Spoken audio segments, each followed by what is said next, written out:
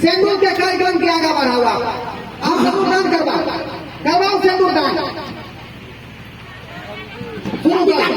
आगे से आगे एक समय कहलाओ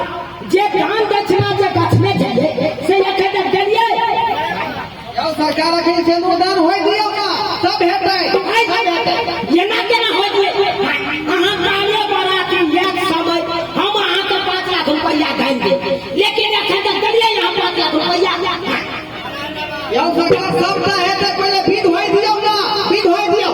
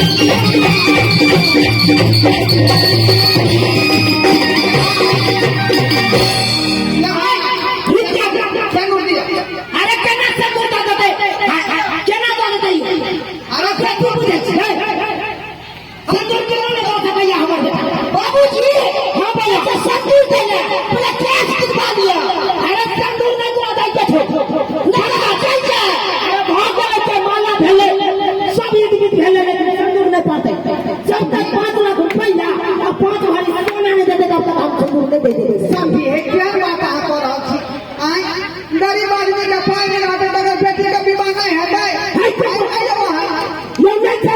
बेटी का बियाह है बेटी का बियाह हो गए छी जन्म करे छी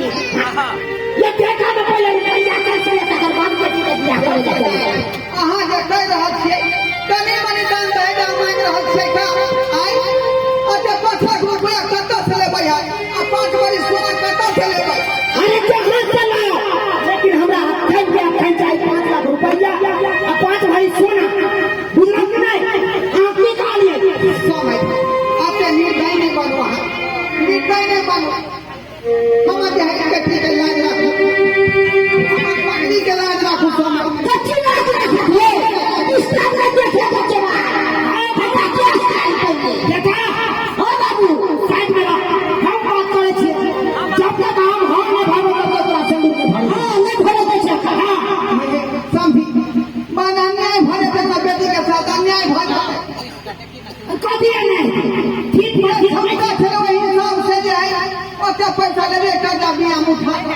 सब इधर उधर में खत्म भ गए अहाँ के दाम रहे नहीं दो कल बोले छी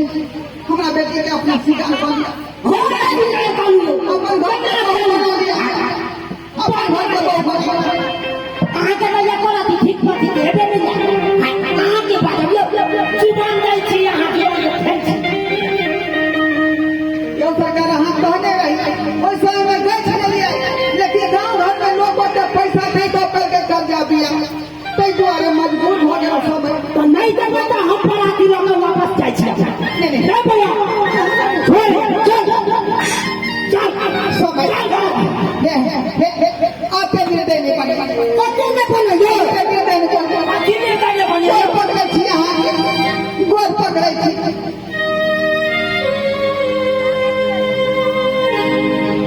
समय गोर पकड़े छी हाय काने बोल दाहे दिया के कई संग चलनिया हो राम दाहे दिया के कई संग चलनिया हो राम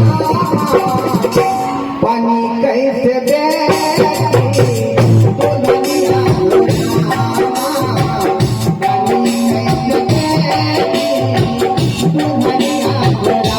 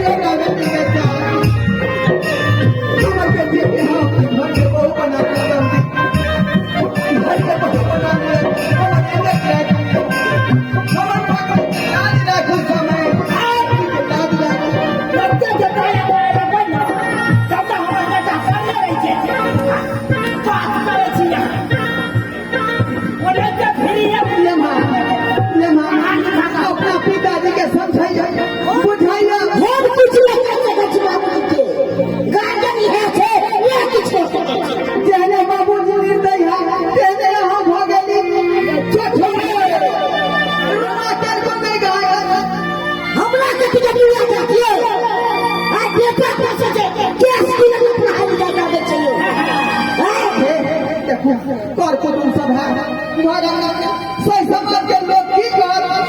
जो बराती घूम के दूल्हा पर तकबो करे छै यहाँ बेटी ला बाबू वाला को आ कोठा वाला घर आ चाय की बेटी के फ्री में आप पिया आज के जुग में फ्री में खाइयो ने भात नहीं छपता भाव पे ले अभी पर बैठ ले हिम्मत पर लेकिन व्यवस्था नहीं हो हमें करे तो भेज रवि सबके सामने हाथ नहीं फैलाना अपने बात नहीं देखो इसका कौन बात नहीं मुझे लगाना ये की कसम के परिवार का है चाहे गरीब बाप की बेटी के उधार के ना होते से नहीं सोचे सिर्फ और सिर्फ कसम की नहीं चाहे हमने चाहे कि हमारे बाबू के दिल सामने गिर गिरा हमारे तरफ से अपन पागली चले रखा अगर नहीं भाई तो हमारा जोर हुआ के मरना हमारा जोर हुआ के ये कहता है ना संता है तो भी समाज पूरा देना तो गरीब बाप की बेटी मारे कर दे पकड़ के को फांसी लेकर चार का उम्र में कर दे ये किया जाता है तो किसी तौर से पहल चाहे घर के बहू ना छड़ना चाहे घर बाबू अगर होता तो उन्हें जहर लगने को आ गया एकदम सही बात है या सब नहीं हो या तो चाय लो खाइला गावा में पानी दियो अच्छा का पोखर में डुबा नहीं बेटी रहा मजा है कर पा जा चल बेटा चलो कुत्ते बना के चला बेटी बेटी और अरमान ने पूरा कर दिया हुआ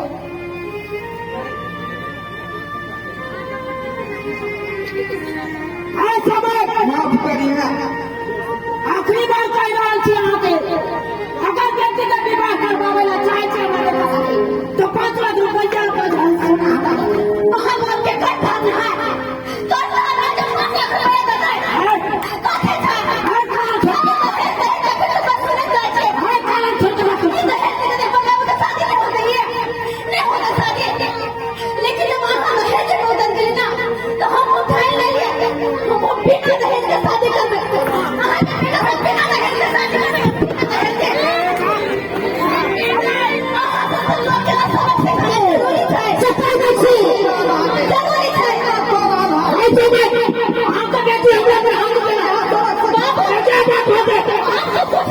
पुलिस के फोन करे थे वो पुलिस नहीं थे वे सब कुछ करते थे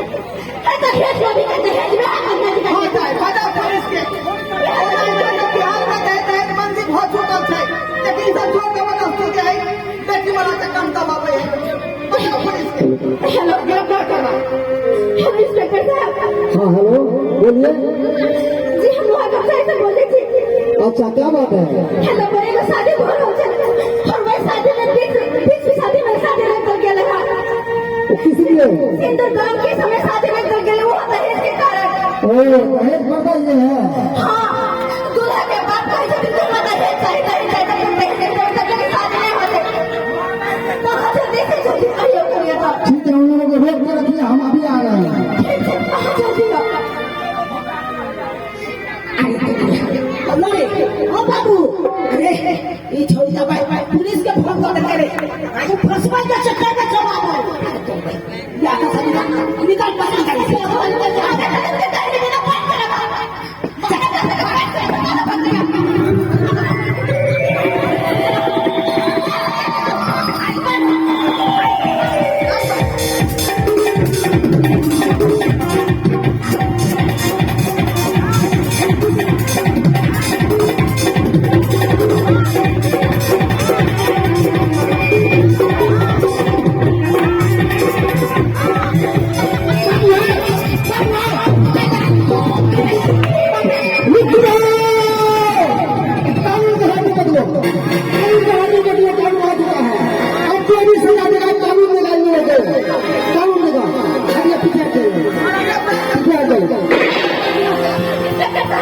Yeah.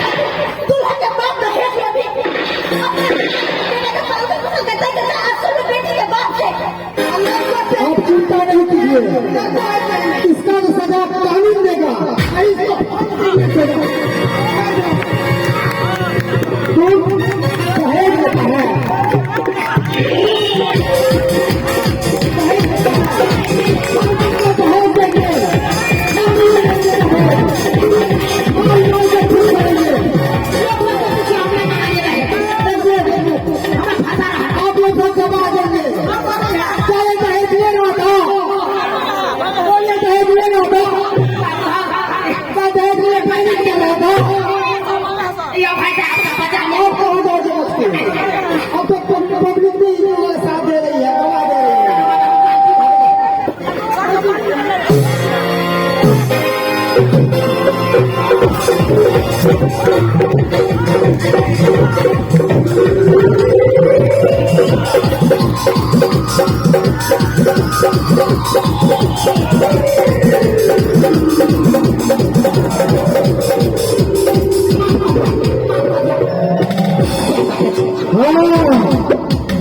देखो दहेज लेने वाले में क्या हाल होता है, क्या हाल होता है दहेज लेने वाले को। इसीलिए मैं सबको कहता हूँ दहेज नहीं लीजिए, नहीं दीजिए। ये क्या है दहेज? दहेज हाँ, अरे अरे दहेज का दुल्हन भी है, अरे बेटी है दहेज, आकाश की बात कीजिए। अरे एक पक्षा के पीछे वो क्या किया ठिकानी पक्षा के पीछे वो क्या किया पक्षा के पाछे न पीछे कमर चले अगर बता दी अगर बेटा कहाँ और चले अरे पक्षा के पीछे काट मारा दो बाबा रे बेटा का बुलाओ, नहीं तो मार मार के चमड़िया मुझे देंगे। हमने नाम में चुका चक्का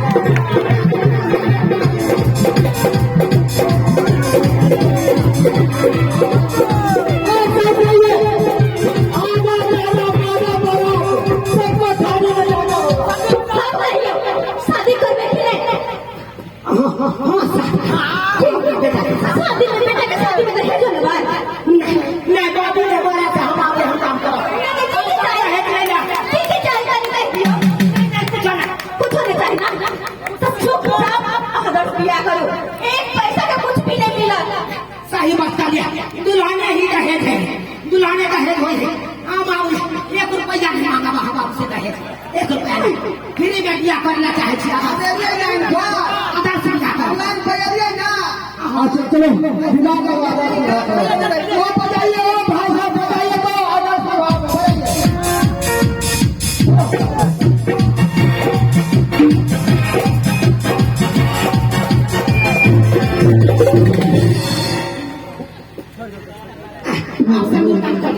कौन सा संगीता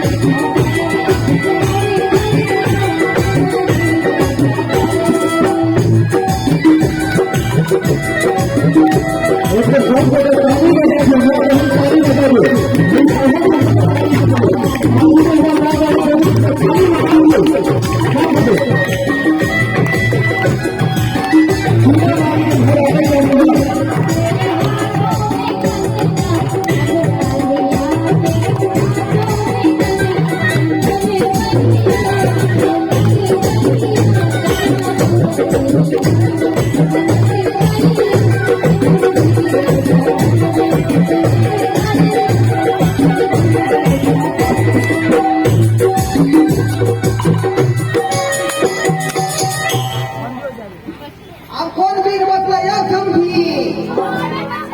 चुमान बच गए चुमान को आप समझी धड़क धड़क बज रहा है जब ये मीट बचा ये मीट बचा क्यों नहीं बचेंगे? पुलिस वाले जो डंडा पड़ा है वो तो बचपन पहुंचा भी बोल पड़ता है, पुलिस का डंडा होता है। भोला चुमान आज देखो रे सखी पिया रंग